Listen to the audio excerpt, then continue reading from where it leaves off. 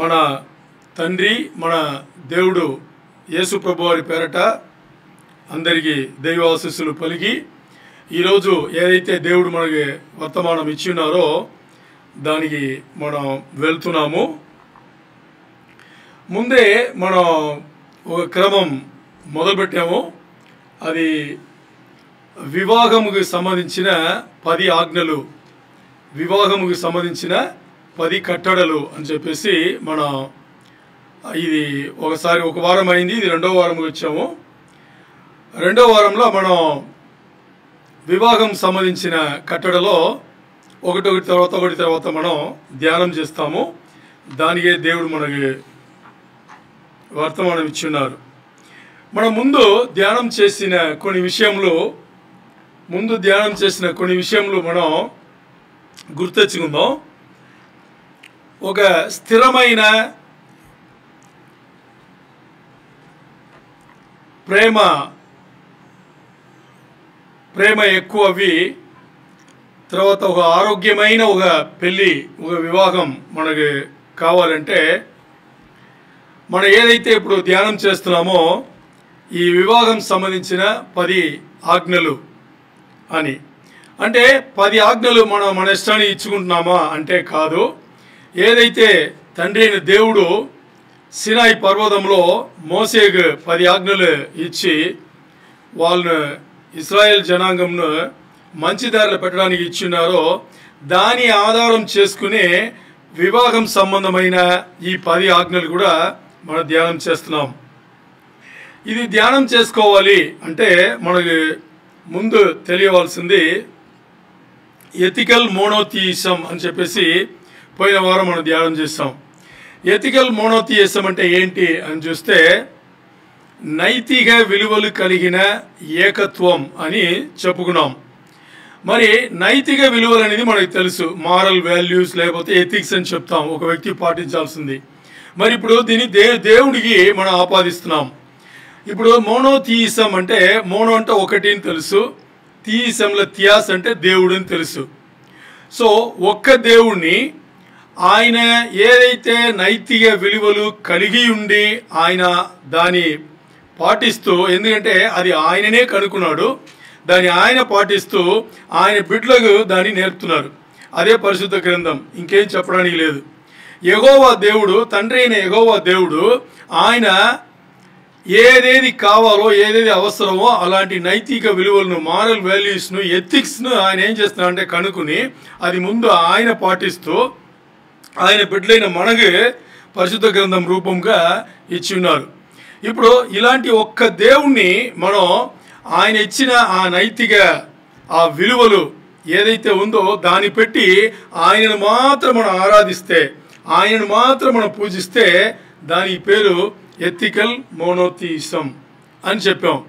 మన తండ్రి అయిన దేవునికి ఆయన ఏదైతే ఇచ్చారో దానే మనం పాటిస్తూ ఆయనను ఆరాధిస్తే, ఒక్క దేవుణ్ణి ఆరాధిస్తే. సో ఇప్పుడు దీనికి అంటే దేనికి ఇప్పుడు తండ్రి అయిన దేవుడు మోసేకు సీనాయి పర్వతంలో ఇచ్చిన 10 ఆజ్ఞలను ఇప్పుడు మనం మాట్లాడే వివాహం సంబంధించిన 10 ఆజ్ఞలను సంబంధం ఏంటి అనేది ఒక్కొక్క ఆజ్ఞలో మనం చూడబోతున్నాం. ముందుగా దేవుడు మోసేకు ఇచ్చిన ఆజ్ఞను చూస్తాము, దాని ద్వారా పెళ్లికి సంబంధించింది ఏంటి అని మనం చూస్తాం. దానికే మనం ఏం చేస్తామంటే ఏదైతే నైతిక విలువలు దేవుడు కలిగి ఉన్నారో ఆ నైతిక విలువలను పెట్టి ఆయన ఏం చేస్తున్నారు, ఆయన బిడ్డలను ఆయన నడుపుతున్నారు. ఆయన బిడ్డలు కూడా ఆయన ఏం ఎదురు చూస్తున్నారంటే ఆయన పిల్లలు కూడా ఏం చేయాలంట, ఆ నైతిక విలువలను పట్టుకుని దేవుడు ఎలాగా మనం చూస్తున్నారో అలాగే మనం కూడా మిగతా వాళ్ళని చూడాలి అని చెప్పేసి దేవుడు బోధిస్తున్నారు. అందుకని పోయిన వారం మనం చూసేటప్పుడు యోహాను సువార్త 14వ అధ్యాయంలో 15వ వచనంలో నన్ను మీరు ప్రేమించిన ఎడల, దేవుడు చెప్పింది, యేసయ్య చెప్పింది, నన్ను మీరు ప్రేమించిన ఎడల నా ఆజ్ఞలను మీరు గైకొందురు అని చెప్పారు ఆయన. ఇది ఆయన చెప్పింది అన్నమాట. దీనే మనం ఏం చెప్తున్నాము, ఎథికల్ మోనోథియిజం అని మనం ధ్యానం చేస్తున్నాం. తర్వాత 1 యోహాను 4:20-21 కూడా బాగా తేటగా చెప్పినారు. ఏమని చెప్పినారంటే ఎవరన్నా దేవుణ్ణి నేను ప్రేమిస్తున్నాను అని చెప్పేవాళ్ళు, దేవుణ్ణి నేను ప్రేమిస్తున్నాను అని చెప్పేవాళ్ళు తన తోటి సహోదరుని ప్రేమించలేని వాళ్ళు లేదంటే వాళ్ళు అబద్ధికులు అని చెప్పేసి దేవుడు చెప్పారు. ఎందుకు అది చెప్పారు ఆయన? కంటి ముందుండే మీ సహోదరుని మీరు ప్రేమించలేదని లేని ఎడల కంటికి కనిపించని దేవుణ్ణి మీరు ఎలా ప్రేమిస్తారు? అందుకని మీరు అబద్ధం చెప్పొద్దు. అంటే ఇక్కడ తోటి సహోదరులు అంటే మన తోడుపుట్టిన వాళ్ళు మాత్రం కాదు, మనకి ఏదైతే మన కుటుంబంలో అమ్మ నాన్న అన్న తమ్ముడు అక్క చెల్లెలు భార్య ఉన్నారో వీరు తప్పితే ఇంకా అందరూ తోటి సహోదరులే. ఎవరైనా కానీ వాళ్ళపైన ద్వేషం ఎవరన్నా పెట్టుకుంటే అలా పెట్టుకుని దేవుడితో వచ్చి నేను మిమ్మల్ని ప్రేమిస్తున్నాను, నేను మిమ్మల్ని నమ్ముతానంటే అది అబద్ధం, వాళ్ళు అబద్ధికులు అని చెప్పేసి దేవుడు వాక్యం ఇచ్చున్నారు. అందుకే మనం ఏం మాట్లాడుతున్నామంటే నైతిక విలువలు ఇచ్చిన దేవుడు ఆయనే కనుక్కున్నారు. ఆ దేవుడు అది అయి ఉన్నాడు, ఆ నైతిక విలువలు ఆయన అయి ఉన్నాడు. దాన్ని పెట్టుకుని ఆయన ఏం చేస్తున్నాడు? ఆయన పిల్లలను నడుపుతున్నారు. పిల్లల దగ్గర కూడా ఏం ఎదురు చూస్తున్నారు? ఆయన ఎలా నడుపుతున్నారో అలాగే వాళ్ళు కూడా నడవాలి, ఈ సమాజంలో నడవాలి అని చెప్పేసి ఆయన ఎదురు చూస్తున్నారు. అందుకని ఆయన ఏం చేశారంటే ఇప్పుడు మనకు అందరికీ తెలుసు పాత నిబంధన గ్రంథంలో 613 ఆజ్ఞలు ఇవ్వబడింది ముందు. అది ఏమైన తర్వాత మోసే గారిని పిలిచి సినాయి పర్వతంలో 10 ఆజ్ఞలుగా చేసి 2 పలకలు ఇవ్వబడింది. మరి యేసయ్య కొత్త నిబంధనకు వచ్చేటప్పుడు ఏం చేశారు? ఆయన 2 ఆజ్ఞలు మీరు పాటించండి, ఈ 2 ఆజ్ఞలో ఆ 10 ఉంటుంది, అది కాకుండా 613 కూడా అన్నీ వచ్చేస్తుంది అని చెప్పేసి. ఆ 2 ఆజ్ఞలు ఏంటి అని చూస్తే, మొదటిగా దేవుడైన నన్ను తప్పితే, యెహోవా దేవుడు చెప్పేది, నేనే దేవుడు, నన్ను తప్పితే ఇంకొక దేవుణ్ణి అంటే ఏం చెప్తున్నారు? నేనే దేవుడు, మీరు పూజించేది నేనే అయి ఉండాలి, మీరు ఆరాధన చేసేది కూడా పూర్తి మనసుతో అంటే మీ పూర్ణ బలముతో, పూర్ణ మనసుతో, పూర్ణ శక్తితో మీరేం చేయాలి? పూర్ణ ఆత్మతో మీరు నన్నే పూజించాలి, ఆరాధించాలి అనేది మొదటి పెద్ద కట్టడ అయితే, రెండవది ఆయన ఏం చేశారంటే మొదటిలాగే ఈ రెండవది కట్టడ కూడా చాలా ఇంపార్టెంట్. అది ఏంటి? మిమ్మల్ని మీరు ప్రేమించిన లాగా మీ పొరుగు వారిని కూడా ప్రేమించండి అని చెప్పింది. ఈ 2 ఆజ్ఞలలో యేసయ్య ఏం చేశారు? 613 ఆజ్ఞలను పెట్టి ఏం చేశారంటే, మీరు 613 కట్టడలు ఉన్నా కానీ అన్ని మీరు తీసుకుంటే మొదటి ఆజ్ఞ లేకపోతే 2వ ఆజ్ఞలో చేరిపోతాయి అని చెప్పేసి ఈ 2 పాటిస్తే మీరు అన్ని పాటించినట్టు అని చెప్పేసి యేసయ్య చెప్పారన్నమాట. ఇప్పుడు ఇది ఏం చెప్తుంది మనకు అంటే, ఇదే మనం మాట్లాడేది. ఆయన ఇచ్చిన ఆజ్ఞలు, ఈ ఆజ్ఞలను కైకొని మనం నడుచుకునేటప్పుడు ఏం చేస్తున్నాం? ఆ ఎథికల్ మోనోథియిజం అనేది మనం పాటిస్తున్నాం. మరి ఇప్పుడు ఈ 10 ఆజ్ఞలు, వివాహం సంబంధించిన 10 ఆజ్ఞలు గురించి మనం మాట్లాడేటప్పుడు మనం కొన్ని విషయంలో చూడాలి. ఏంటంటే దేవుడు ఏదైతే 10 ఆజ్ఞలు ఇచ్చి నన్ను ప్రేమించిన వాళ్ళు ఈ ఆజ్ఞలను పాటించాలి అని చెప్పేసి చెప్పినారు. మరి పెళ్ళైన వాళ్ళ మధ్యలో భార్యాభర్తల మధ్యలో కూడా దేవుడు ఏం చెప్తున్నారంటే, ఒక భర్త నా దగ్గర వచ్చి దేవా నిన్ను ప్రేమిస్తున్నాను అని చెప్తే అప్పుడు దేవుడు ఆ భర్తను చూసి అడిగే ప్రశ్న ఏంటంటే, నన్ను ప్రేమించడానికి ముందు నువ్వు నీ భార్యను ప్రేమించు, నీ భార్య నువ్వు ప్రేమించి ఆ ప్రేమలో నీకు ఏ కొదువు లేకపోతే తర్వాత వచ్చి నా దగ్గర చెప్పు దేవా నిన్ను ప్రేమిస్తా అని చెప్పి అంటున్నారు. అలాగే భార్య వెళ్ళి దేవుడి దగ్గర దేవా నేను ప్రేమిస్తానంటే ఇదే కదా, నీ భర్తను ముందు ప్రేమించేసి తర్వాత నా దగ్గర రా అంటే దేవుడు ఏం ఎదురు చూస్తున్నారు? మనం దేవుడిని ఎలా ప్రేమించాలనేసి మనం అనుకుని వెళ్తున్నామో ముందు దేవుడు ఏం చేస్తున్నారు? నీ జీవిత భాగస్వామి నువ్వు అలాంటి ప్రేమలా పెట్టి తర్వాత నా దగ్గర రా, నన్ను ప్రేమించు, నన్ను ఆరాధించు, నన్ను పూజించు అని చెప్తున్నారు. ఇక్కడ చూస్తే ఏంటి అని చూస్తే, ఏదైతే దేవుడు మన దగ్గర ఎదురు చూస్తున్నారో ఇలా ఉండాలి పిల్లలని చెప్పేసి, అలాగే దేవుడు ఏం చేస్తున్నారు? ఒక భార్య భర్త దగ్గర ఉండాలి, భర్త భార్య దగ్గర ఉండాలని ఎదురు చూస్తున్నారు. దీని ఆధారపడే మనం ఏం మాట్లాడామంటే, యేసు ప్రభువారు ఉన్నారు, సంఘం ఉంది, భర్త ఉన్నాడు, భార్య ఉంది. యేసు ప్రభు వారు సంఘంలో ఏదైతే ఎదురు చూస్తున్నారో, ఒక సంఘం యేసు ప్రభు వారికి ఎలా ఉండాలని ఎదురు చూస్తున్నారో అలాగే దేవుడు ఏం చేస్తున్నారు, ఒక భార్య భర్త దగ్గర ఉండాలి, అలాగే భర్త కూడా భార్య దగ్గర ఉండాలి. ఎందుకంటే సంఘముకు ఉండే బాధ్యతలు యేసయ్యతో ఉందా లేదా? సంఘముకు యేసయ్యతో బాధ్యతలు ఉన్నాయా లేదా? ఉన్నాయి. అదే బాధ్యతలు ప్రతి ఒక్క జీవిత భాగస్వామి వాళ్ళ జీవిత భాగస్వాములు ఉన్నారు కదా, అంటే భార్యకు భర్త, భర్తకు భార్య బాధ్యతలు ఉన్నాయి. వివాహం అంటే బాధ్యతలు లేని వివాహం ఏమి లేవు. ఏదో అనుకోవద్దు, లోకంలో ఏదో వివాహం చేసుకున్నారు, డబ్బులు నైలే, వయసు వచ్చిందిలే, పెళ్లి చేసుకున్నారు, ఇంకా వాళ్ళ జీవితం. అది కాదు. క్రైస్తవుల వివాహం వచ్చేసి అలాంటిది కాదు. ఇది సంఘముకును యేసయ్యకును ఏదైతే బాధ్యతలు మధ్యలో ఉన్నాయో అలాంటి బాధ్యతలు ఈ వివాహంలో, క్రైస్తవుల వివాహంలో, ప్రతి ఒక్క వివాహంలో కూడా బాధ్యతలు ఉన్నాయి. భర్త భార్యకు సంబంధించిన బాధ్యతలు నెరవేర్చాలి, భార్య భర్తకు సంబంధించిన బాధ్యతలను అన్ని నెరవేర్చాలి. అది ఇక్కడ మనం మాట్లాడుకున్నాము. దేవుడు ఎదురు చూసేది కూడా అదే. ఇప్పుడు మనం 10 ఆజ్ఞలు అని చెప్పేసి మనం మాట్లాడుతున్నాం కదా, వివాహం సంబంధించిన 10 ఆజ్ఞలు అని మాట్లాడుతున్నాం కదా. ఒకటి తర్వాత ఒకటి మనం చూసుకుందాం. దీంట్లో మనం ఏం చేస్తామంటే ముందుగా మొదటి ఆజ్ఞ రెండవ ఆజ్ఞ నుంచి వెళ్ళకుండా 10 నుంచి పైకి వెళ్తాం. మనం ఎలా చేస్తాం? 10 నుంచి పైకే. అంటే నార్మల్గా కౌంట్ డౌన్ ఉంటారు కదా, ఇది కౌంట్ అప్ అన్నమాట. అర్థమైందా? 1 2 3 అని రాకుండా 10 9 8 7 6 అని అలా వస్తాం అన్నమాట. ఎందుకు అంటే అక్కడ ఒక కారణం ఉంది, అందుకు. అర్థమైందా? అక్కడ ఒక రీజన్ ఉంది. అది ఏ రీజన్ ఏమని చూద్దాం. దాని ముందు 10వ ఆజ్ఞ ఏంటి అంటే, ఇప్పుడు మనం చూడబోయేది పెళ్లికి సంబంధించిన 10వ ఆజ్ఞ. మరి ఈ పెళ్లికి సంబంధించిన 10వ ఆజ్ఞ ఏంటి అని చూడబోయే ముందు, దేవుడు మౌంట్ సెనాయి పర్వతంలో మోసే ఇచ్చిన 10వ ఆజ్ఞ ఏంటి? ఎవరైనా తెలుసా? ఎక్కడుంది ఇది? పోయిన వారం చూసుకున్నాం. నిర్గమకాండంలో 20వ అధ్యాయమా, 20th చాప్టర్ 20వ అధ్యాయంలో ఉంది అన్నమాట. 10వ ఆజ్ఞ ఏంటి? తెలుగులో చదవండి.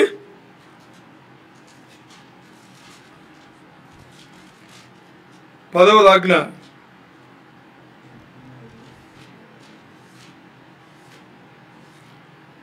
16, 17 వర్షంలో ఉంటాయన్నమాట.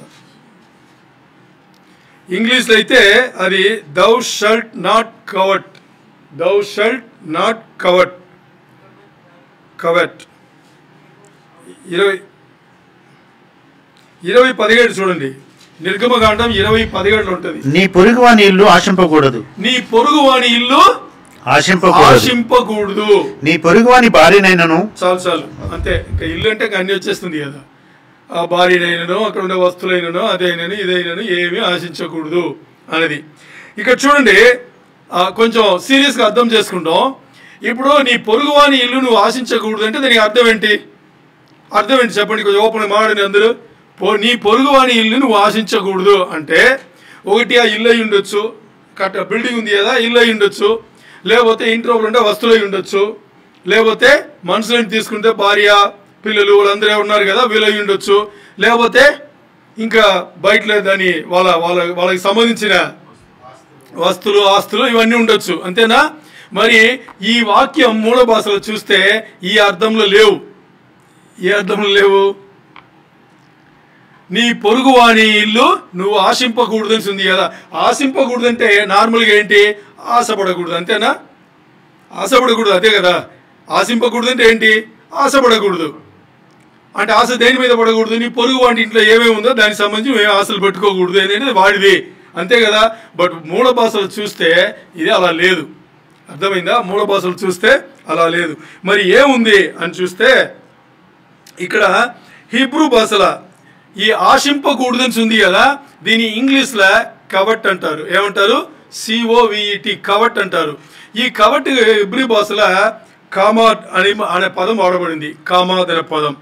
కామాద్ అనే పదంకు హీబ్రూ భాషలో ఉండే దీనికి అర్థం ఏమి ఇవ్వబడింది చూడండి. ఇక్కడ వినండి. మీకు ఏదైతే మీకు కలిగి ఉన్నారో, మీకు మీ ఇంట్లో మీరు ఏదైతే కలిగి ఉన్నారో దీనిపైనే మీకు ఇష్టం లేక, అంటే దీనిపైనే మీకు ఒక అసంతృప్తి, సంతృప్తి అంటే సాటిస్ఫాక్షన్ కదా, అంటే మనకు ఏదైతే ఉందో బాగున్నాయి మంచిగా ఉన్నాయి అనేది సంతృప్తి. ఇప్పుడు అసంతృప్తి, మీకు ఏదైతే కలిగి ఉన్నాయో దానిపైన మీకు అసంతృప్తి కలిగి ఇప్పుడు మీరు ఏమొస్తారంటే ఇంకోరి దానిపైన, పొరుగింటి వాడిపైన దీని మీరు ఆశపడుతున్నారు. అంటే ఆశ అంటే దీనికి ఎలాంటి ఆశని చూస్తే, మీకు ఏదైతే కలిగి ఉన్నారో దీని మీరు నాకు చాలదు అని అనుకుని, నాకు ఇది చాలదు కాబట్టి పొరుగువానిట్లే, అంటే పొరుగువాని అంటే ఇటువైపు వెళ్ళొచ్చు అటువైపు వెళ్ళొచ్చు ఎక్కడన్నా అవ్వచ్చు, ఇంకా మన ఇల్లు తప్పితే ఇంకా అన్ని పొరుగు వాళ్ళే కదా. సో మనం ఏమనుకున్నామంటే ఇది నాకు చాలదు అని చెప్పేసి అనుకుని లోపల ఏముంటుందంటే మనకి దీన్ని ఆశించాలి అని అనుకుని ఎంత పెద్ద పాపమైనా నేను చేస్తానో నాకు అది కావాలి, నా దగ్గర ఉండే దీంట్లో నాకు తృప్తి లేదు, నాకు సంతృప్తి లేదు, అందుకని ఇంకోటి దగ్గర ఉంది అది నాకు ఎలాగన్నా కావాలి అని చెప్పేసి పాపం చేయడానికి దారి తీసే మనస్తత్వం ఉందే అది కవటింగ్ అనేది, అది ఆశించేది. ఇప్పుడు ఆశింపకూడదని దీనికి అర్థం వచ్చేసి మూల భాషలో ఏముంది, ఇలాగుంది. మీకు క్లారిటీ అర్థమైంది కదా. అంటే సాధారణంగా ఆశపడేది కాదు, సాధారణంగా ఆశించి వెళ్ళి అడిగి తీసుకున్న అలా కాదు. ఇది నా దగ్గర ఏదైతే ఉందో, అంటే నా దగ్గర ఏమేమి ఉంటుంది, నాకు ఇల్లు ఉండొచ్చు ఉండకపోవచ్చు, నా ఇంట్లో కొన్ని వస్తువులు మంచిగా ఉండొచ్చు ఉండకపోవచ్చు, నా భార్య నా బిడ్డలు మంచి విధానంగా ఉండొచ్చు ఉండకపోవచ్చు, చూడడానికి నచ్చవచ్చు నచ్చకపోవచ్చు, నా దగ్గర ఉండే ఆస్తులు ఇవి అవి నాకు నచ్చకపోవచ్చు, అంటే నా దగ్గర ఉండేది నాకు నచ్చలేదని చెప్పేసి, నాకు ఇష్టం లేదని చెప్పేసి పొరుగువానిట్లో ఉండే దీన్ని నేనేం చేస్తున్నాను, ఏ డబ్బులు ఇవ్వకుండా ఏ వెల పెట్టకుండా నేనేం చేస్తున్నాను, ఆశిస్తున్నాను. ఈ ఆశింపు ఎలాగుందంటే ఎలాగుంది, పాపానికి దారి తీస్తుంది. దాన్ని పొందాలంటే నేను ఏమన్నా చేయగలను, అది ఇక్కడ ఉండే అర్థం అన్నమాట.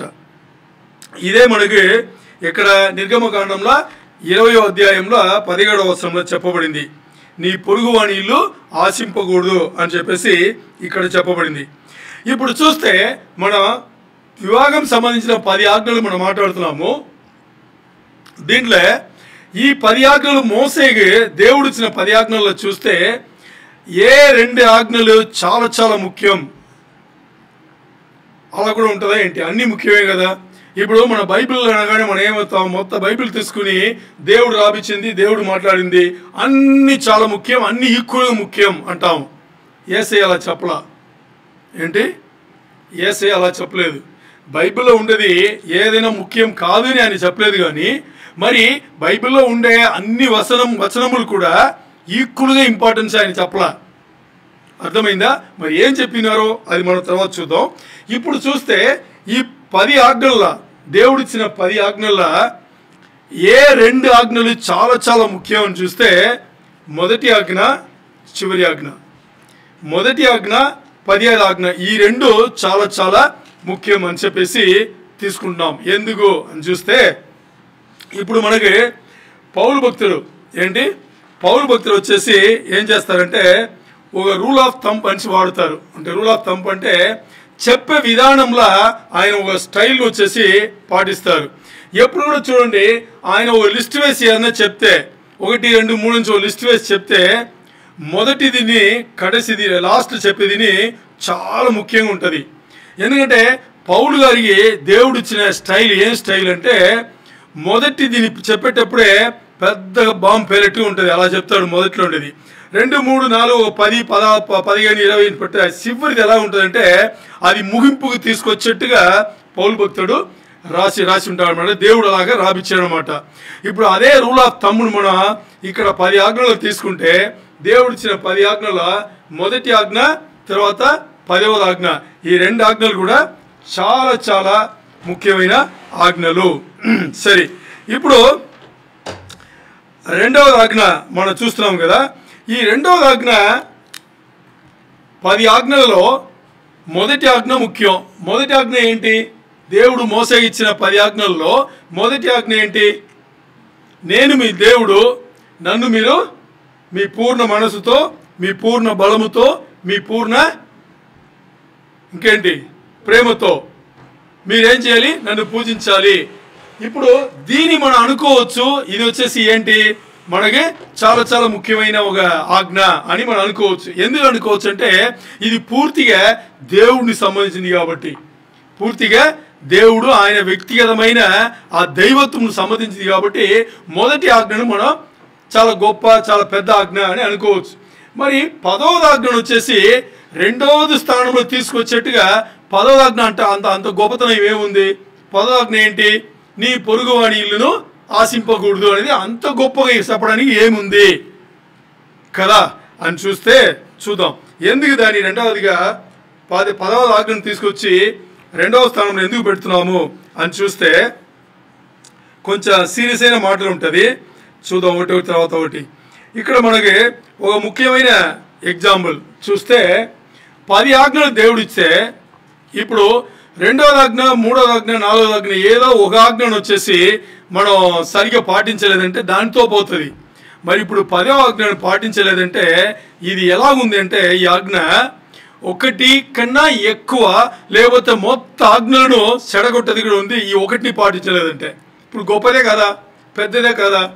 10వ ఆజ్ఞ ఒకటి పాటించలేదంటే ఏమవుతుంది? ఇచ్చిన 10 ఆజ్ఞల్లో ఒకటి కన్నా ఎక్కువ లేకపోతే అన్ని ఆజ్ఞలు పోయేట్టుగా ఉంది, ఒక్కటి పాటించలేదంటే.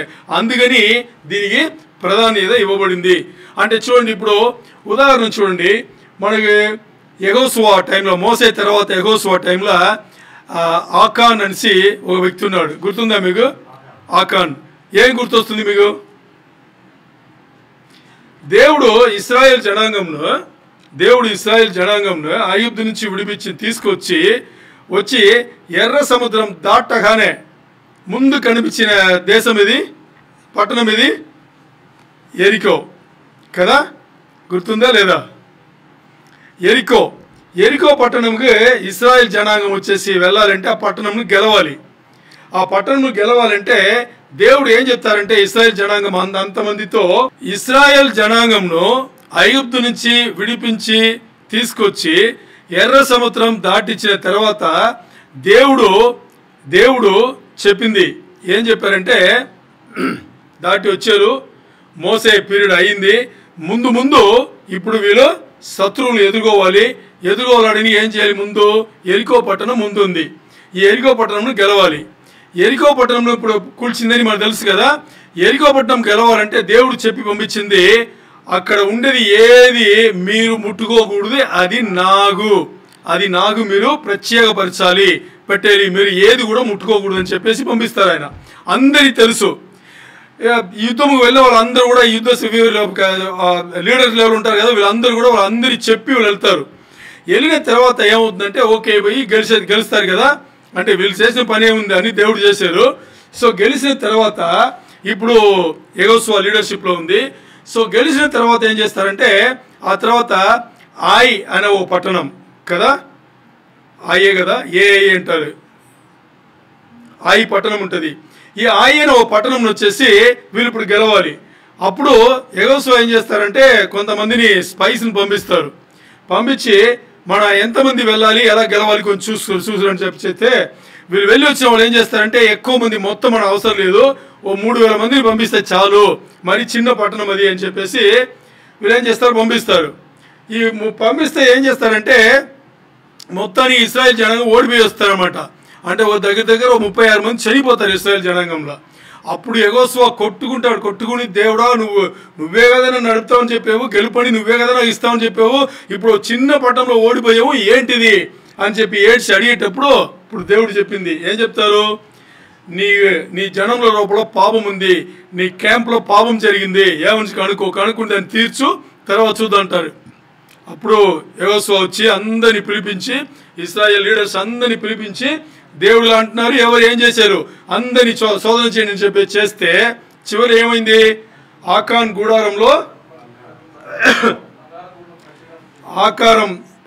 గూడారంలో ఏం కనిపించిందంటే బబులోనుకి సంబంధించిన మంచి వస్త్రములు కొని, తర్వాత 200 తోలంలో లేకపోతే ఏదో దీంట్లో వెండి ఉంది కదా, వెండి, తర్వాత బంగారం ఒక బార్లా ఉందంట, అలాగే వేసింది అక్కడ.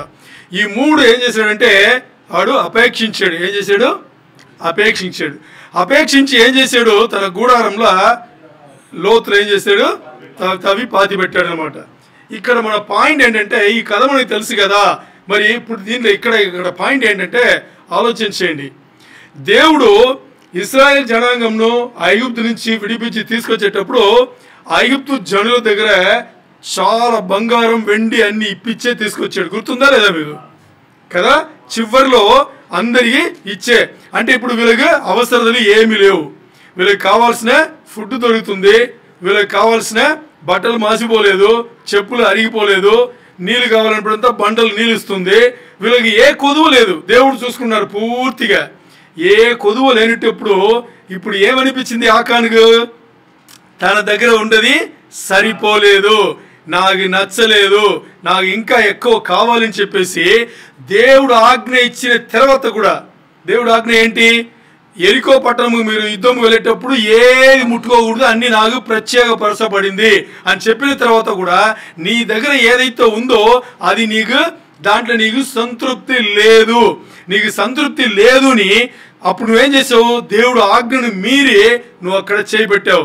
చేయబెట్టి ఏం చేసావు? దాన్ని ఎలాగైనా పొందాలని చెప్పేసి అందరికీ నువ్వేం చేసావు? కళ్ళు కప్పి అబద్ధాలు చెప్పి నువ్వేం చేసావు? తీసుకొచ్చి నువ్వు నీ గుడారంలో తవ్వి పాతి పెట్టుకున్నావు. దీనే మనం మాట్లాడింది ఏంటి? కవట్ అన్నాం కదా, ఆశింపకూడదున్నాం కదా. దీని అర్థం ఇదే. ఇప్పుడు ఆకాన్ చేశాడు. మరి ఆకాన్ మాత్రమేనా? ఇంకెవరెవరు చేయలేదా? ఇంకెవరు చేశారు? ఆగాబ్ అనే రాజు చేశాడు. ఆగాబ్ ఏం చేశాడు? నాబోత్ ఆ ద్రాక్ష తోటం తీసుకున్నాడు కదా, కొట్టి తీసుకున్నాడు, డబ్బులు ఇచ్చి తీసుకోవాలా. ఏమయ్యాడు? ఇప్పుడు ఆగాబు చేసిన పని ఏం తెలుసా? 6వ కట్టడ 9వ కట్టడ ఆయన ఏం చేశాడు? ఆయన మీరాడు. ఏంటది? ఒకటి మర్డర్, హత్య చేశాడు. ఇంకోటి అబద్ధ సాక్ష్యం పలిగాడు, చేయలేదని చెప్పి అబద్ధ సాక్ష్యం పలిగాడు. తర్వాత దావీదు చేయలేదా? దావీదు ఏం చేశారు? ఉరియా భార్యను బత్షెబాను తీసుకొచ్చి ఏం చేశాడు? తన భార్య చేసుకున్నాడు. చేసుకున్న దీంట్లో ఉరియాని చంపాడు కదా. ఇప్పుడు ఏం చేశాడు దావీదు? 6, 7, 8 3 ఆజ్ఞలను మీరాడు. 6వ ఆజ్ఞ హత్య చేయకూడదు, 7వ ఆజ్ఞ విభచారం చేయకూడదు, అలాగే 8 స్టీలింగ్, దొంగిలించకూడదు, ఇంకోరి దొంగిలించకూడదు అని చెప్పేసి అన్ని మీరారు. ఇప్పుడు చూడండి, ఈ ఒక్క దీని అంటే ఆశించాలి అని ఆ ఒకటితో అయిందా? కాదు కదా. 2, 3 ఇంకా 4, 5 పాపములు ఎక్కువ సేవించింది. అందుకని 10 ఆజ్ఞలలో 10వ ఆజ్ఞ వచ్చేసి అది చాలా ముఖ్యంగా మాట్లాడబడుతుంది. చాలా ఇంపార్టెంట్ అన్నమాట. అంటే ఇప్పుడు ఈ ఆశింపకూడదు అని దీనికి మన డెఫినేషన్ ఏం చూసుకున్నాము, ఇంకోసారి మనం దాన్ని తెలుసుకుందాం. ఆశింపకూడదు 10వ ఆజ్ఞ ఏంటి? నీ పొరుగు వారిని ఇల్లునే నువ్వు ఆశింపకూడదు అనేది. మరి ఈ ఆశింపకూడదు అని దీనికి మనకు ఏం అర్థం చేసుకున్నామంటే ఒకే అర్థం. మన దగ్గర ఏముందో, మనకి దేవుడు ఏదైతే ఇచ్చున్నారో దీన్ని తప్పితే ఏదైతే అంటే ఏంటి? మన ఇల్లు సంబంధించింది, మన ఇంట్లో ఉండే మనుషులకు సంబంధించింది, వస్తువులు ఆస్తులు ఇవన్నీ సంబంధించింది. మనకి ఏదైతే ఇచ్చున్నారో దీన్ని తప్పి దీంట్లో తృప్తి లేకుండా, దీంట్లో సంతృప్తి లేకుండా మనం ఏం చేస్తాం? ఇంకోటి చూస్తాం, ఇంకో చోట్ల ఇంకో ఇంట్లో అక్కడక్కడ చూసి మనకు ఉండే దీంట్లో మనకి సంతృప్తి లేకుండా నాకు అది కూడా కావాలి అని చెప్పేసి ఎప్పుడైతే మన మనసులో మన విత్తనాలు వేస్తామో అప్పుడు ఆటోమేటిక్ ఏమవుతుంది? అది పాపముకు దారి తీస్తుంది. అది ఎలాగైనా నేను పొందుతానని చెప్పి మనం పొందేటప్పుడు పాపం చేసిన వాళ్ళు అవుతున్నాము. అప్పుడు ఏమవుతుందంటే మనం 10వ ఆజ్ఞను మీరాము. 10వ ఆజ్ఞను మాత్రం కాకుండా దానికి సంబంధించిన ఇంకా 2, 3 ఆజ్ఞలు మీరాల్సిన అవసరం వచ్చింది. అంటే ఇక్కడ ఏం జరుగుతుందంటే ఎప్పుడైతే దేవుడు మనకి ఇచ్చింది కాకుండా మన ఇంకో పొరుగు వంటి మనం ఆశపడుతున్నామో, ఇంకోటి తిని మనం ఆశపడుతున్నామో అప్పుడు మనకి దేవుడి కన్నా అది దేవుడైపోతుంది. దేవుడికి పైన దేవుడికి. ఇప్పుడు దేవుడు అడిగేది ఏంటి? మీరు ఏం చేసినా మొదటి స్థానం నాకు ఇవ్వాలి, దేవుడికి ఇవ్వాలి అని అడుగుతున్నా, చెప్పారా లేదా? మరి ఇప్పుడు ఆ దేవుని పూజించే మనం, దేవుడికి పిల్లలైన మనం దేవుని పక్కన పెట్టేసి ఇంకోటి పొరుగుంటి వాడి సొమ్ముకు, ఆస్తికి, దానికి దీని మన వస్తువులకు మనం ఆశపడుతుంటే దేవుడి కన్నా అది పైన అయిపోతుంది కదా. అప్పుడు అది చేయకూడదు అనేది. అందుకని ఈరోజు చూడండి, దేవుడు మనకి ఎంతో మనకి ఇచ్చుంటాడు. మరి మన కొన్ని విషయంలో చూడండి, ఈ దశంభాగం ఇచ్చే దీంట్లో కానీ లేకపోతే మన దేవుడికి ఇచ్చే సమయంలో కానీ మనం సరిగ్గా నడుచుకోము. అంటే మనం ఏం చేస్తున్నాం? దేవుడి దగ్గర దొంగిలిస్తున్నాం. చాలామంది ఏమంటున్నారంటే దశంభాగం ఒకటి మాత్రం మనం అలా నిర్ణయం వచ్చేస్తున్నాం. కాదు, దేవునికి ఇచ్చే సమయం నుంచి అన్నీ ఇంపార్టెంట్. సమయం ఏంటి? ఇప్పుడు ఆరాధన రోజు దేవుని వారి సమయం పూర్తి ఇవ్వాలి. ఆరాధనకి సంబంధించిన పనులు ఉన్నాయా, అందరూ వచ్చి మనం కలిసి చేసుకోవాలి. అలాగే ప్రార్థన ఉంది, ప్రార్థనకి సంబంధించిన విషయంలో ఏదైందో దాన్ని మనం ముందే సిద్ధపడి మనం రావాలి. ఇప్పుడు పాటలు పాడాలి, ఏదైనా వాయించడం మనం వచ్చా మనం వాయించాలి. ఇవన్నీ దేవునితో మనం పెట్టే సమయం. ఈ సమయం మన ఇప్పుడు దేవుడు మనల్ని సృష్టి చేసిందే దేనికోసం చెప్తున్నారు? తనను మహిమపరచడం కోసం. అది ఒకటే ఉద్దేశం. మరి అది తప్పి మనం చేసుకుంటున్నాం కదా, అప్పుడు ఏమవుతుంది? దేవుడి దగ్గరనే మనం దొంగిలిస్తున్నాం. అన్ని విషయంలో ముందుగా మనం ఎక్కడ దొంగిలిస్తున్నాం? దేవుడి దగ్గర దొంగిలిస్తున్నాం. దేవుడి దగ్గర మనం ఆశిస్తున్నాం. అన్నీ కూడా దేవుడు చెప్పిన రీతిలో మనం లేదు. అది చాలా చాలా ఇంపార్టెంట్గా నోట్ చేసుకోవాలి. అందుకని ఇక్కడ మొదటి ఆజ్ఞను 10వ ఆజ్ఞను చాలా చాలా ఇంపార్టెంట్. అలాగే ఈరోజు మనం చూడబోయేది కూడా ఈ 10వ ఆజ్ఞకి సంబంధించిన విభాగం సంబంధించిన, అంటే దేవుడు సినాయి పర్వతంలో మోసే ఇచ్చిన 10వ ఆజ్ఞ ఏంటి? నీ పొరుగు వాటి ఇల్లును ఆశింపకూడదు అనేది. దీని ఆధారపడి ఈరోజు విభాగం సంబంధించిన దీంట్లో మనం కూడా 10వ ఆజ్ఞ మాట్లాడబోతున్నాం. ఆ 10వ ఆజ్ఞ ఏంటి అని చూస్తే దానికన్నా ముందు ఇప్పుడు ఒక తేడా ఉంది. ఆశింపకూడదు అని ఉంది కదా, దీని ఇంగ్లీష్లో పదం ఏంటి? కవట్ అనేది. దీనికి మనకు అర్థం తెలుసు. ఏమర్థం అది? కవట్ అంటే ఏమర్థం? ఆశింపకూడదు అంటే అదే, దానికి అర్థం అడుగుతున్నా. ఏంటి? ఏదైతే మన దగ్గరే దేవుడు మనకు ఇచ్చి ఉన్నారో దాంట్లో సంతృప్తి కలగకుండా పొరుగువాడి ఇంట్లో ఉండే వస్తువులను సంపదలను ఆశపడి ఎలాగైనా నేను దాన్ని పొందాలని చెప్పేసి అది దానికి తప్పుడు దారులు ఏముందో అన్ని పాటించి దాన్ని పొందడం, ఇది ఆశించేది కదా. ఈ పని మనం చేయకూడదు అని చెప్పేసి. మరి దీనికి ఇంకో విషయాన్ని తేడా చెప్తా. ఆశపడేది తప్ప, మనం అనుకున్నది కావాలనేది తప్ప. అంటే తప్పు కాదు, రెండుకి తేడా ఉంది. సెన్సిటివ్ అన్నమాట, థిన్ లైన్ ఉంది, అర్థం చేసుకోండి. ఆశించే దీనికి బాగా అర్థం చేసుకోండి. ఆశించే దీనికి ఆశపడే దీనికి తేడా ఉంది. ఆశపడచ్చు ఏంటి? ఇష్టపడచ్చు, ఆశపడచ్చు. మరి ఆశింపకూడదు. ఓకే, ఆశపడేదంటే ఏంటి అని చూస్తే ఇప్పుడు కీర్తనలు 37:4 ఏంటి? కీర్తనలు 37:4 ఏం చెప్పారు? దేవుడు ఏం చెప్పారు? మీరు దేవునిలో సంతోషించండి, దేవుడు మీ మనసుని ఎరిగి మీకు కావాల్సింది ఇస్తారు. అంటే ఇక్కడ మనసుని ఎరిగింటే మనకు ఇష్టం ఉంటుంది కదా, మనసులో మనకి ఏదైతే ఇష్టం ఉందో దాన్ని బట్టే కదా దేవుడు ఇస్తారని చెప్పింది. ఇప్పుడు ఇష్టపడచ్చు, ఆశపడచ్చు, తప్పు లేదు. మరి ఏం చేయకూడదు అంటే ఆశింపకూడదు. అంటే ఆశింపకూడదు అంటే పొరుగువాని ఇంట్లో ఉండే దీన్ని ఎలాగైనా నేను పొందాలని తప్పుడు దారిలో వెళ్ళి దాన్ని తీసుకోకూడదు. మరి ఏదైతే దేవుడు మన కోసం ఇచ్చినారో దాన్ని ఆశపడేది కానీ దాన్ని ఇష్టపడేది కానీ తప్పు లేదు, అది దేవుడు ఇస్తారు. మరి ఇక్కడ మనం విషయం ఆలోచన చేయాలి. ఇప్పుడు మన ఆశలు పడచ్చు అంటే ఏదైనా ఆశపడచ్చా అంటే ఏదైనా ఆశపడచ్చు. దేవుని బిడ్డలు మనం, రాజుకు బిడ్డలు మనం, అంతేనా? రాజాది రాజు కదా ఆయన, మామూలు దేవుడు ఆయన, నిజమైన దేవుడు. రాజాది రాజు బిడ్డలు ఉంటే మనం ఎంతైనా ఆశపడచ్చు. ఆశపడి దీంట్లో తప్పు లేదు, దాన్ని దేవుడు ఇస్తే పొందుకున్నది కూడా తప్పు లేదు. మరి ఏంటంటే దేవుడి దగ్గర ఎక్కువ టైం గడిపగలిది, దేవుడి దగ్గర ఎక్కువ సమయం గడపను ఏమవుతుందంటే ఇక్కడ ఆలోచన వ్యవస్థనే మొత్తాన్ని దేవుడు మార్చి పెడతాడు. ఏం చేస్తాడు? ఆలోచన వ్యవస్థ ఉందే, ఈ థాట్ ప్రాసెస్ ఏదైతే ఇక్కడ ఆలోచన చేస్తుందో ఈ స్థలం మొత్తాన్ని మార్చిపెట్టి ఆయన ఏం చేస్తాడు? సింపుల్గా తీసుకొస్తాడు. ఎందుకంటే ఈ లోక జీవితం దేనికోసం, ఎంతవరకు అని ఆయనే తెలుసు. ఈ లోక జీవితంలో మనల్ని పంపించింది యేసయ్య పోలికల మారి ఆయనను చేరుకోవడానికే. యేసయ్య పోలికల మారి ఆయనను చేరుకోవాలంటే నీకు ఎక్కువ సంపాదన కావాలా? ఎక్కువ సంపాద్యం కావాలా? అవసరం లేదు, చాలా సింపుల్ లైఫ్. మరి నువ్వు ఏదైనా ఆశపడు, నువ్వు పొందుకొని దేవుడు చెప్తున్నారు. మరి నాతో నువ్వు సమయం గడిపేటప్పుడు నువ్వు ఎంత ఆశపడాలి, దేని ఆశపడాలి అనేది దేవుడు నేర్పుతాడు. అతిగా ఆశ ఎప్పుడు కూడా మంచిది కాదు. అది మనకి చాలా చాలా ఇంపార్టెంట్ తెలుసుకోవాలి. ఇప్పుడు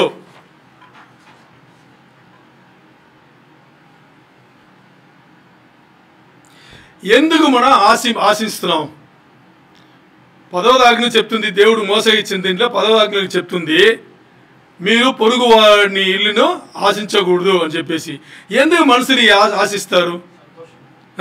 ఆశించేది ఎందుకు చెప్పండి? అలా అయితే చేయొచ్చు, తప్పు కాదు. మరి ఏంటంటే ఎందుకు ఆశిస్తున్నారంటే తనకి ఏముందో దాంతో సంతృప్తి కలగల. ఏంటి?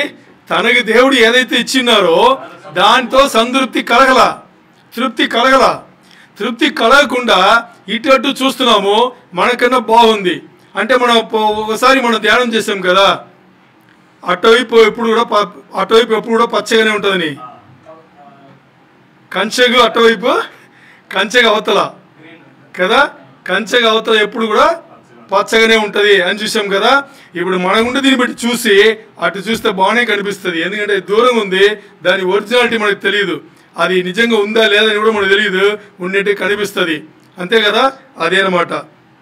ఓకే, ఇప్పుడు 1 తిమోతి 6:6, 1 తిమోతి 6:6 చదవండి. 1 తిమోతి 6:6 ఏంది? సంతుష్టి సహితమైన దైవభక్తి గొప్ప లాభ సాధనమై ఉన్నది. చాలు, ఆమేన్. చూసారా ఆయన ఏం చెప్పారు? పౌలు గారు తిమోతి రాశారు 1 తిమోతిలో 6వ అధ్యాయంలో. ఇక్కడ చూడండి, 6వ అధ్యాయంలో 6వ వచనంలో ఏం రాశారు? సంతుష్టి అంటే సంతృప్తే కదా, సంతృప్తే కదా. ఓకే, సంతుష్టి సహితమైన జీవితం వచ్చేసి చదవండి, దైవభక్తి అంటే సంతుష్టి కలిగిన జీవితం అంటే సంతుష్టి కలిగి, లేదా ఇలా చెప్తాం, దేవభక్తి సంతుష్టితో కలిగి ఉంటే, అంటే దేవభక్తి మనకు ఎలా ఉండాలంట, తృప్తికరంగా ఉంటే అప్పుడు మనకుండే సంపద ఉందే అది చాలా గొప్పది. అంటే దేవుడు వల్ల, దేవుడు భక్తితో మనం ఉండి దేవుడు మనకి ఏమి ఇచ్చిన్నాడో అది గొప్ప సంపద అంట. అది ఎంత ఉన్నా, దానికి ఒక 2-3 కార్లు ఉండాలి, 4-5 ఇల్లులు ఉండాలి, 2-3 స్థలంలు ఉండాలి, బ్యాంక్ బ్యాలెన్స్ ఉండాలి, గొప్ప ఉద్యోగం ఉండాలి, దానికి ఇన్ని లక్షలు ఉండాలి, అలా ఏం లేవు.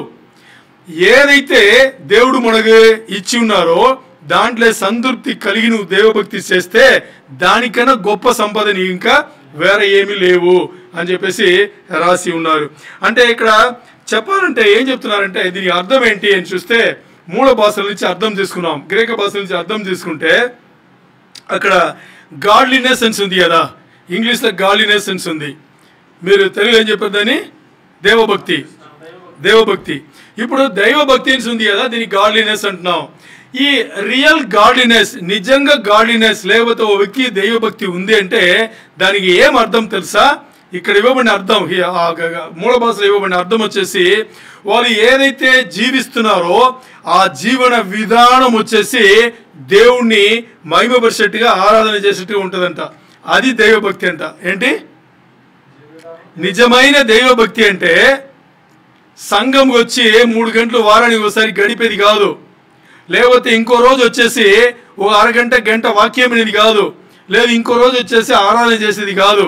ఆయన ఏం చెప్పేది ఇక్కడ మూల భాషలు చెప్పిన ఆ పదంగా అర్థం ఇచ్చింది. ఏమి అర్థం ఇచ్చిందంటే నిజమైన దైవభక్తి అనేది ఇప్పుడు ఏదైతే జీవితం నువ్వు కలిగి ఉన్నావో ఆ జీవితంలో నువ్వు చేసే ప్రతి విషయంలో పైనే దేవుణ్ణి ఆరాధన చేయాలంట, దేవుని మహిమపరచాలంట.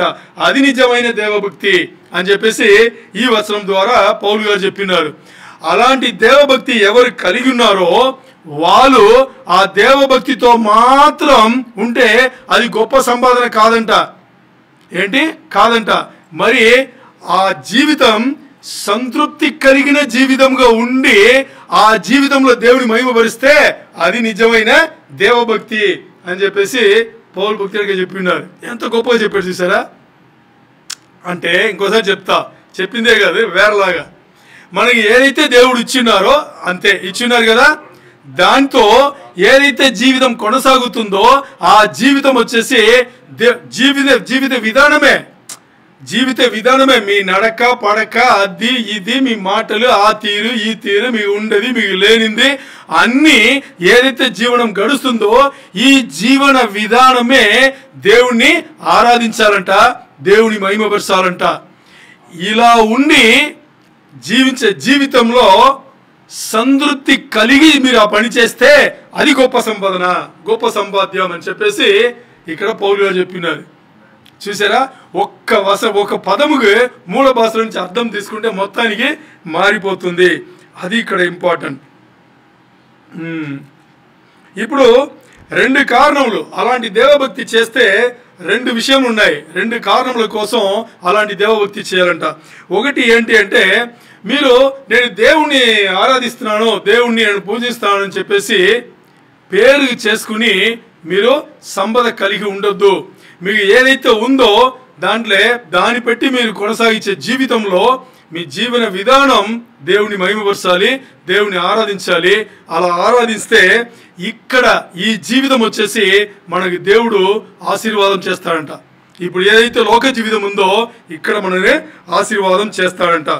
అలాగే రెండవది ఏంటంటే ఇలాంటి జీవితం ఇక్కడ ఎవరైతే కలిగి ఉన్నారో వీళ్ళు రేపు దేవుడు తీసుకెళ్లేటప్పుడు పరలోక జీవితంలో కూడా అలాగే ఉంటారంట.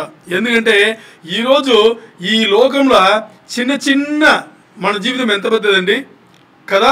ఈ చిన్న విషయంలోకే మీరు సరిగ్గా దేవభక్తితో లేకపోతే రేపు దేవుడు మీతో తనతో పెట్టుకుని పెద్ద సంపదలు ఉంటుంది అక్కడ.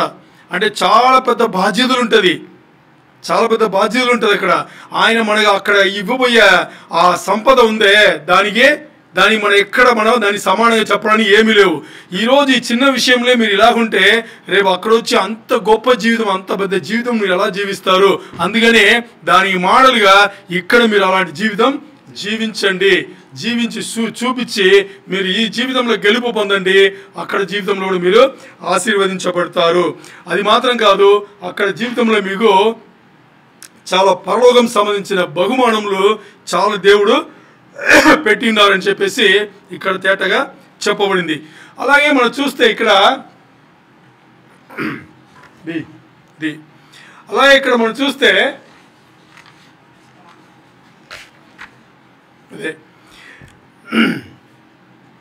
మనకి అసంతృప్తి కలగడానికి కారణం ఏంటి?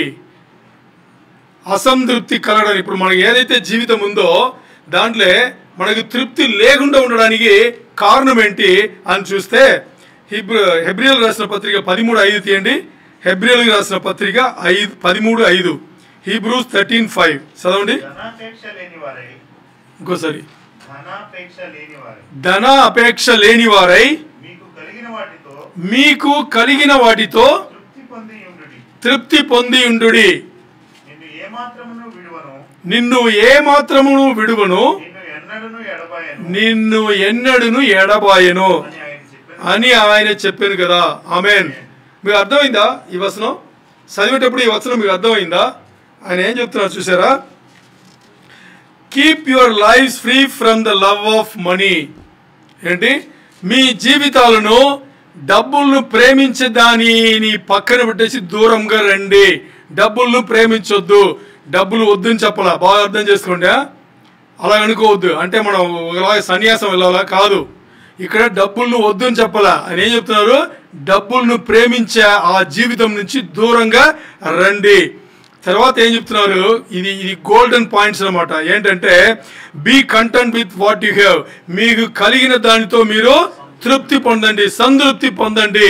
మీకు ఏదైతే కలిగిందో అంటే దానికి అర్థం ఏంటంటే నాకు ఏది కలిగింది నాకు ఎలా తెలుసు అని చెప్తే మీరు మీ ఇష్టానికి పరిగెట్టి సంపాదించొద్దు.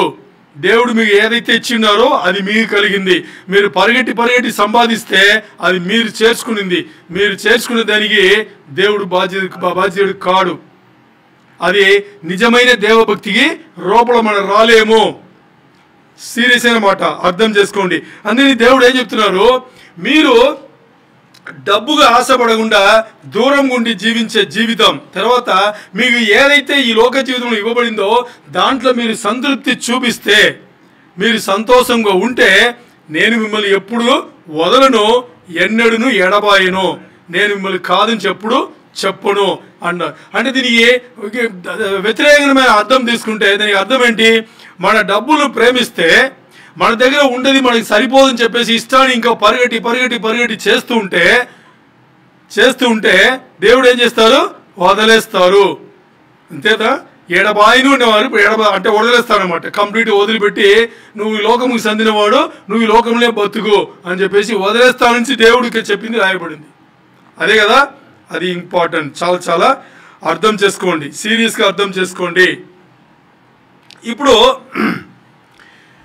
ఈ అసంతృప్తి అనేది వివాహం సంబంధించిన, బాగా అర్థం చేసుకోండి, పాయింట్కి వచ్చాం.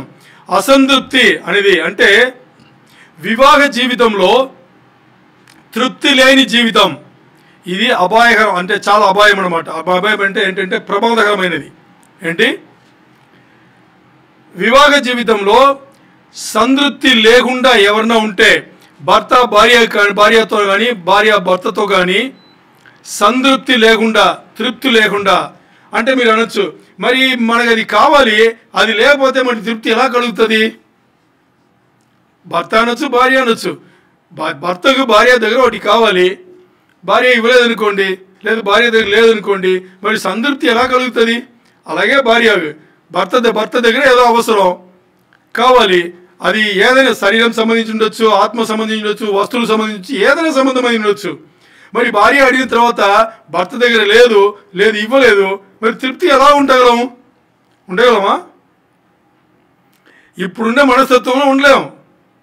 ఎందుకంటే అలాగే అలవాటు పడి అడిగితే ఇవ్వాలి, భర్త అడిగితే భార్య వెంటనే ఇవ్వాలి, ఉండా లేకపోయినా, భార్య అడిగితే భర్త ఇవ్వాలి, ఉండా లేకపోయినా. అది ఏదైనా కానీ, ఏదైనా ప్రేమ అవ్వచ్చు, డబ్బులు అవ్వచ్చు, వస్తువులు అవ్వచ్చు, ఏదైనా అవ్వచ్చు, అడిగితే ఇవ్వాలి. ఇవ్వలేదంటే కోపం ఎక్కడుంది? మనకి ముక్కు పైన ఉంది. అంతేనా? ఉందా లేదా? ఎందుకు? మన జీవితాలు అలాగే అలవాటు పడి వచ్చాం. మరి వాక్యం ఏం చెప్తుంది? అలా చెప్పలా. వాక్యం ఏం చెప్తుందంటే, వివాహ సంబంధమైన ఈ జీవితంలో అసంతృప్తి అనేది ప్రమాదకరమైనది అని చెప్తుంది. అసంతృప్తి ఉండకూడదు అంటే సింపుల్గా అక్కడ అన్ని కొట్టిపడేసింది. ఏదైతే మీరున్నారో, భర్తకి భార్య, భార్యకు భర్త, ఇది నిర్ణయించబడింది, అయిపోయింది. అందుకే కదా భార్యాభర్తలు అయ్యారు, అయిపోయింది కదా. ఇది అయిపోయిన తర్వాత ఇంకా కలిసి మెలిసి ఉండడమే. అదే ఇక్కడ చెప్పబడింది. భర్తకు భార్యతో కానీ భార్యకు భర్తతో కానీ అసంతృప్తి కలిగింది అంటే, తృప్తి లేదు అంటే దేనివల్ల వస్తుంది? ఇప్పుడు ఇద్దరు ఉన్నారు, తన ఎదురుచూపులు, తన దగ్గర ఎదురు చూసేది, ఇది కలవదు, మ్యాచ్ అవ్వదు కదా. తర్వాత తన దగ్గర శరీరంగా ఆత్మీయంగా కాకుండా ఇంకా ఏమేమి చేయగలుగుతారో, అలాగే భార్య తన ఆత్మ శరీరం కాకుండా ఇంకా ఇంటి సంబంధించింది, పిల్లలకు సంబంధించింది, వాళ్ళకి సంబంధించింది, వీళ్ళకి సంబంధించి ఏమేమి చేయగలుగుతారో, ఇది ఒక లిమిట్ వరకు అన్నీ ఉంటుంది, దేవుడు ఇచ్చింది.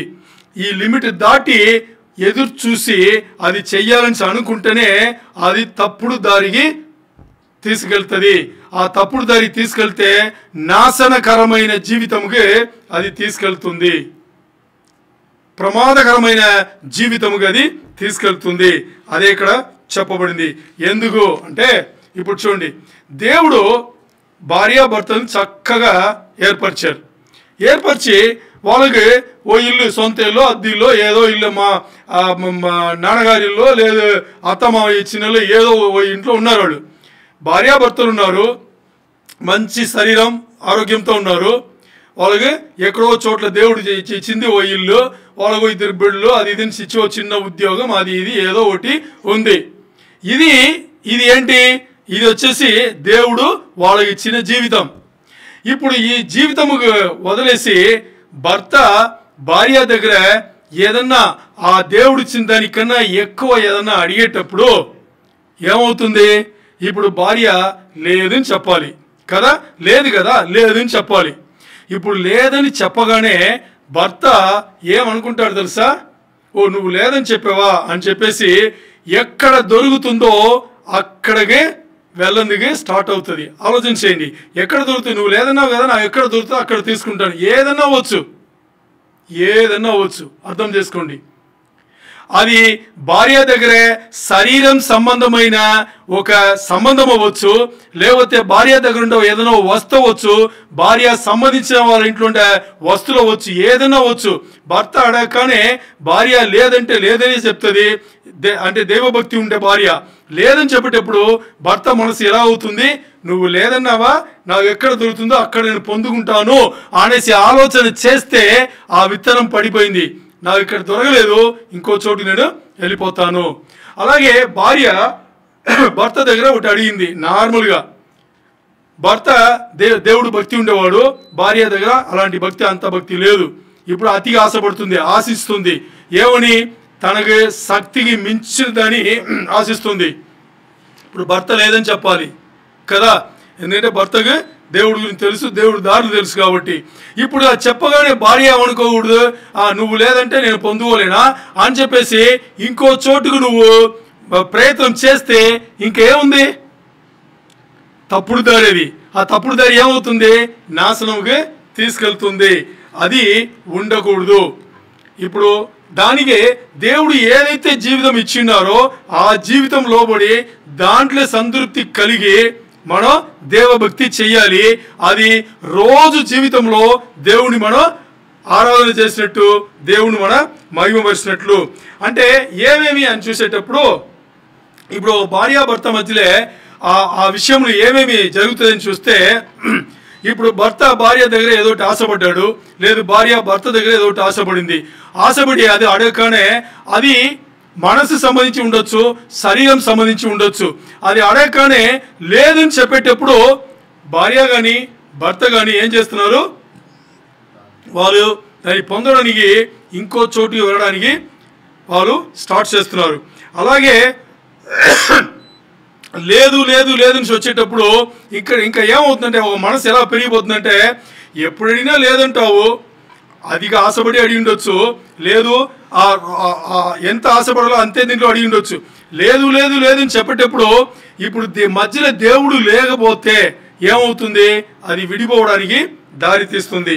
మూడోది వచ్చేసి ఇవ్వవలసింది, ఇప్పుడు భర్త భార్య కానీ భార్య భర్త కానీ ఇవ్వవలసిన దేవుడిచ్చిన ఆ జీవితంలో ఇవ్వవలసిన దాన్ని ఇవ్వలేదన్నా కూడా ఏమవుతుందంటే, ఈ భార్యకి భర్త లేదు భర్తకి భార్య వాళ్ళ ఆలోచన విధం లేకపోతే వాళ్ళ జీవితం ఇలాగే ఉంటుంది అని అనుకునేది ఏమవుతుందంటే అది అక్కడ నాశనం అవుతుంది.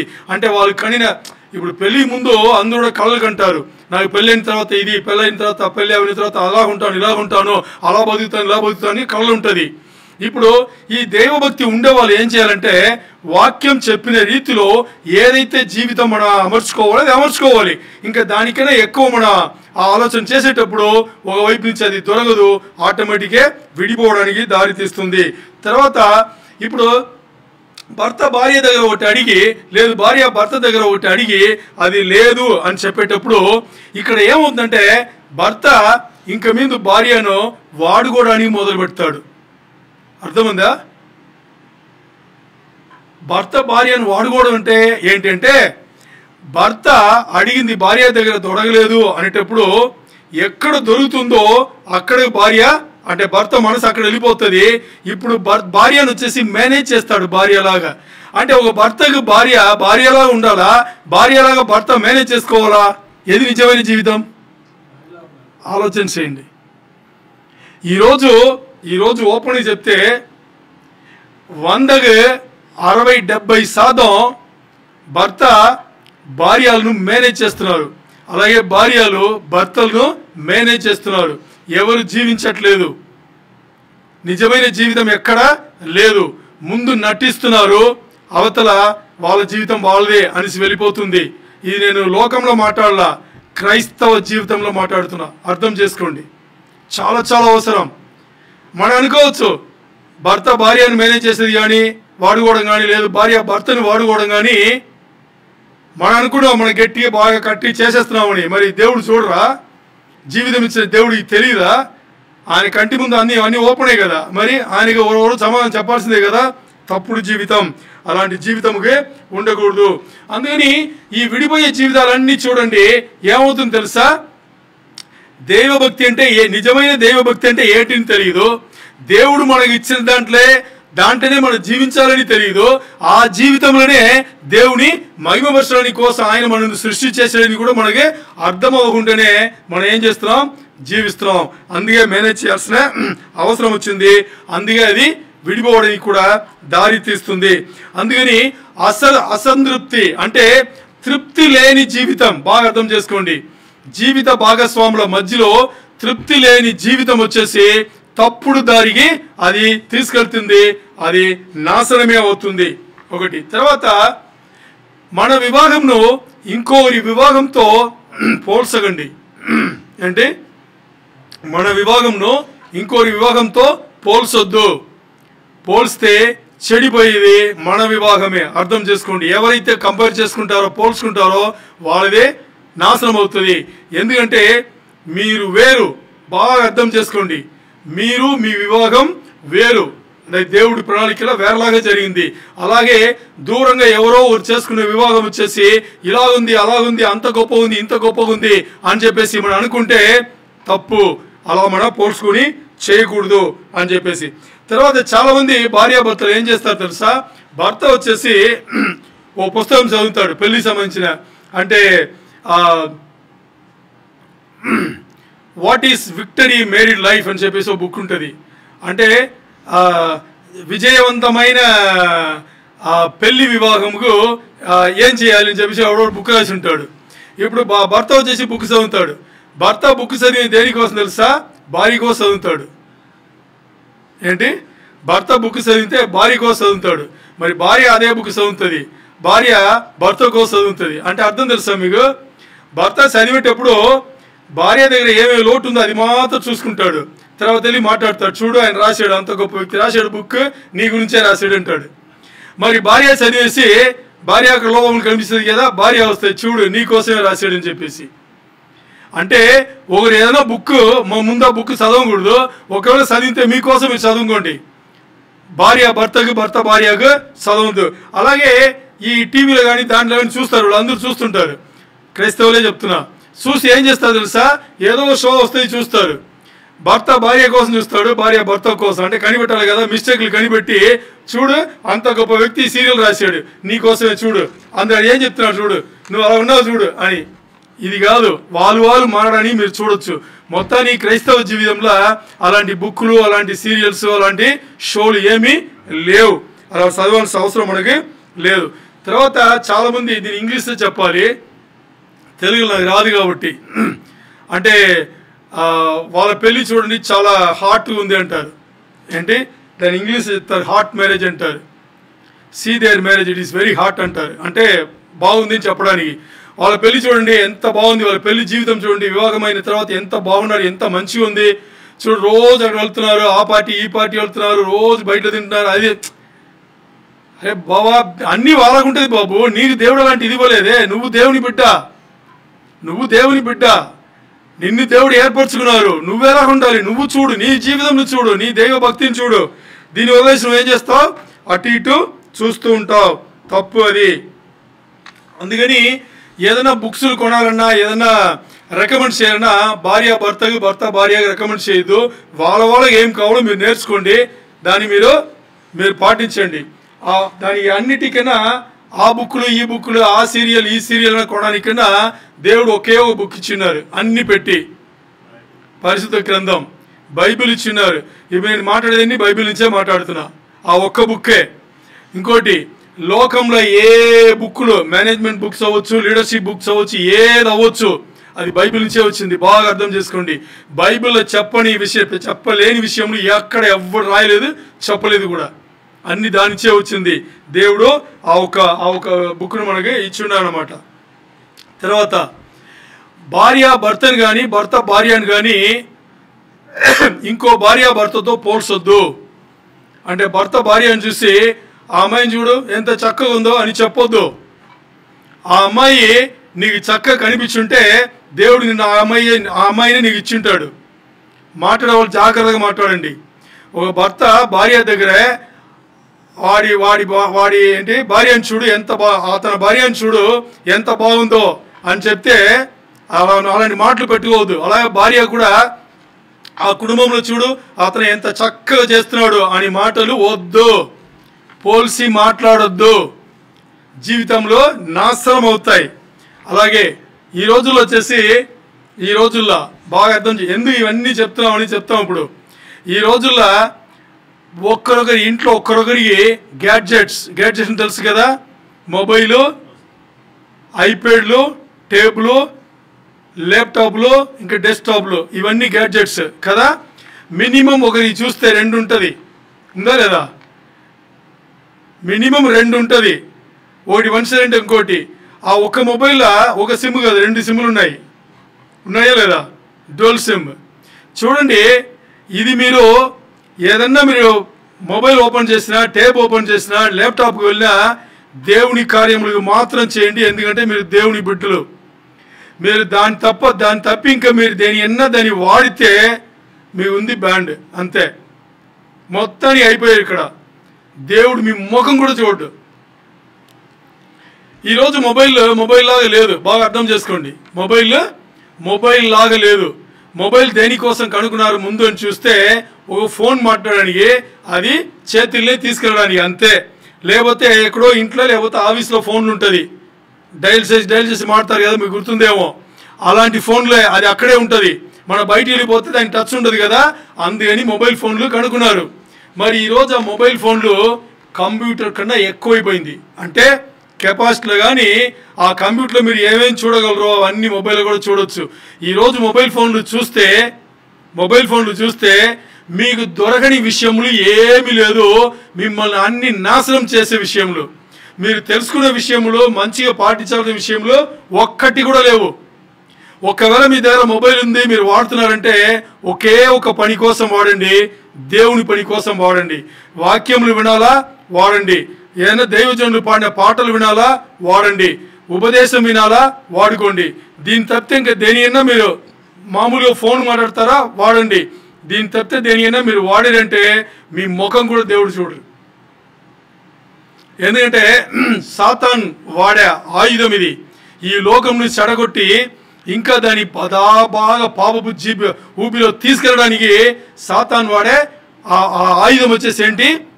మొబైల్ మాత్రం కాదు, గ్యాడ్జెట్స్ అన్నీ కూడా అంతే. ఎన్ని ఐప్యాడ్లు ఎన్ని, అలాగే ఎన్ని వెర్షన్లు. ఒక కంపెనీ, ఈ మొబైల్ వేసే కంపెనీ, తయారు చేసే కంపెనీ 1 సంవత్సరం ఒక వెర్షన్ రిలీజ్ చేస్తున్నాడు. 5 నెలలు అయిన వెంటనే అదే దీంట్లో ఇంకో వెర్షన్.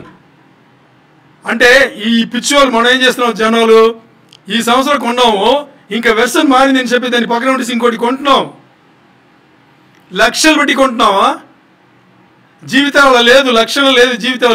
జీవితాలు ఇంకా 100లోనే ఉంది. మరి మన ఖర్చు పెట్టే గ్యాడ్జెట్ పెట్టే ఖర్చులు అనేది ఉంది, లక్షల్లో ఉంది. మరి పెట్టేది ఏంటది? పెద్ద ఆయుధం. ఏం ఆయుధం? మిమ్మల్ని పాపపు ఊబిలో తీసుకెళ్ళడానికి ఉండే పెద్ద ఆయుధం, సాతాన్ వాడే ఆయుధం అది.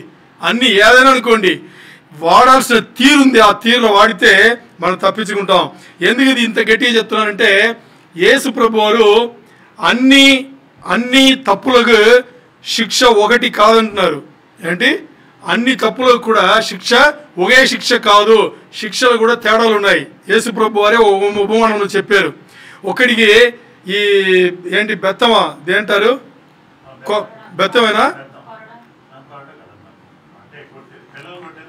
అంటే తాడులో ఉంటుంది, దాని ఏమంటారు? కొరడా. కొరడా తీసి శిక్ష వేయమంటారు. ఒకటికి 5 వేయమంటారు, ఇంకోటి 10 ఇవ్వమంటారు. ఎందుకు? వీడు చేసిన తప్పాలంటిది, వాడు చేసిన తప్పాలంటిది. మరి ఉండే దీంట్లో పెద్ద తప్పేం తెలుసా? ఈ గ్యాడ్జెట్స్ వాడి దాంట్లో బట్టలు లేకుండా చేసుకునే ఈ శరీర ఇచ్చల కోసం చేసుకునే ఆ ఫిలిములు, ఆ ఫోటోలు ఉన్నాయే, దానికి చాలా పెద్ద శిక్ష. అందుకని ఇంతసేపు చెప్పే దాని గురించి. యేసు ప్రభు వారు అస్సలు ఒప్పుకోరు, దేవుడు అస్సలు ఒప్పుకోరు. అందుకని గ్యాడ్జెట్స్ వాడేవాళ్ళు చాలా కేర్ఫుల్గా వాడండి. ఎందుకంటే అన్ని పాపములకు శిక్ష ఒకటి కాదు, ఒకేలాగా కాదు, వేరేలాగా ఇంకా దాని తీవ్ర స్థాయి పెరుగుతూ ఉంటుంది. అందుకని చాలా చాలా ఇంపార్టెంట్. సో ఇవన్నీ బట్టి ఇప్పుడు 10వ ఆజ్ఞ, వివాహం సంబంధించిన ఆజ్ఞ, 10 ఆజ్ఞలలో 10వ ఆజ్ఞ మనం ఏం మాట్లాడుతున్నామంటే ఇదే, ఇక్కడ ఉండేదే. ఏముంది? మీరు ఒక్కరి ఎడల మీరు ఏం చేయాలి? సంతృప్తి కలిగి ఉండండి. ఏంటి? భార్యాభర్త ఒకరితో ఒకరు సంతృప్తి కలిగిన జీవితం చేసుకోండి అని చెప్పేదే 10వ ఆజ్ఞ. అంటే అక్కడ తండ్రి అనే దేవుడు సినాయి పర్వతంలో మోసే ఇచ్చిన ఆజ్ఞ ఏంటి? పొరుగు వారింటిని ఆశింపకుడి అన్నాడు కదా. అదే ఇక్కడ మనం ఏం చేస్తున్నాం, ఇక్కడ పొరుగు భార్య భర్త మధ్యలో పొరుగు వారి ఇంటిని మీరు ఆశింపకుండా ఉండాలంటే భార్య భర్త మధ్య లోపల ఏం ఉండాలి? సంతృప్తి కలిగి ఉండాలి. ఈ సంతృప్తి కలిగలేదు, తృప్తి లేదనేటప్పుడు మీరు పొరుగు వారింటికి వెళ్లాల్సిందే, దేనికైనా వెళ్లాల్సిందే. ఏది సంతృప్తి ఇక్కడ తృప్తి లేదో మీరు అది ఇంకో చోట్ల కావాలని వెళ్తారు. ఇక్కడ పెళ్లి వివాహ జీవితం నాశనం అవుతాయి. అందుకని చాలా చాలా ఇంపార్టెంట్. మరి మనకి ఆ తలంలో వస్తుంది ఏంటి? భర్త భార్య దగ్గర ఒకటి అడిగి లేదనగానే తలంపు వస్తుడు లేదనింది అక్కడ దొరుకుతుంది అని తలంపులు మనకు వస్తుంది. ఎందుకు? ఈ లోక జీవితంలో ఉన్నాం కదా. ఈ తలంపులను తీసుకెళ్లి యేసయ్య పాదంలో పెడతాం, ఆయన తొక్కి పెడతాడు అంతే. మన వల్ల కాదు కదా. తలంపులు మనం కంట్రోల్ చేయగలమా? మనకు తలంపు వస్తుందంటే దాన్ని మన వల్ల కంట్రోల్ చేయగలమా? ఆ నియంత్రణం చేయడానికి మనకు లేదు. అప్పుడు ఏం చేయాలి? అలాంటి ఆలోచనలు వచ్చేటప్పుడు యేసయ్య కాలుకి తీసుకెళ్లి పెడతాం. యేసయ్య ఇది మీ కాళ్ళ కింద తీసుకెళ్తున్నాను, దీన్ని తొక్కి నాశనం చేయండి అని ప్రార్థన చేద్దాం. అదే మనం చేయవలసింది. అందుకని ఏదన్నా మనకు కావాలంటే, ఇప్పుడు నాకేమన్నా కావాలి, నా భార్య దగ్గర కావాలంటే నా భార్య దగ్గర మాత్రమే పొందుకుంటాను అంతే. అలాంటి నిర్ణయం తీసుకోవాలి. భార్యకు ఏదన్నా, నా భార్యకు ఏమన్నా కావాలి నా దగ్గర అంటే అది నా దగ్గర మాత్రమే దొరుకుతుంది, నా దగ్గర మాత్రమే పొందుకోవాలి. ఇదే భర్త భార్య దగ్గర, భార్య భర్త దగ్గర సంతృప్తి కలిగి ఉండే జీవితం. సో 10వ ఆజ్ఞ, వివాహం సంబంధించిన 10వ ఆజ్ఞ ఏంటి? భార్యాభర్తలు ఒకరితో ఒకరు సంతృప్తి కలిగి ఉండుడి. అయిపోయింది ఆజ్ఞ, 10వ ఆజ్ఞ. అర్థమైందా మీ అందరికీ? అదేనమాట. ఎందుకంటే ఈ 10వ ఆజ్ఞల మన సంతృప్తి కలిగి ఉండలేదు అనేటప్పుడు అన్నిటికీ తప్పుడు దారులు తీసుకెళ్ళి పాపం కింద తీసుకెళ్ళి ఆ జీవితంలో నాశనం చేసేది ఈ ఒక ఆజ్ఞలనే ఉన్నాయి. ఈ ఒక్క ఆజ్ఞ మిగతా 10 ఆజ్ఞలను చెడగొడతాయి. ఎందుకంటే ఈ ఒక్క ఆజ్ఞలో మన కరెక్ట్గా లేదు అనేటప్పుడు మొత్తానికి ఒకటి కన్నా ఎక్కువ లేకపోతే అన్ని ఆజ్ఞలను కూడా అది పాడు చేస్తుంది. దేవునికి మహిమ కలుగును గాక. హల్లెలూయా, హల్లెలూయా.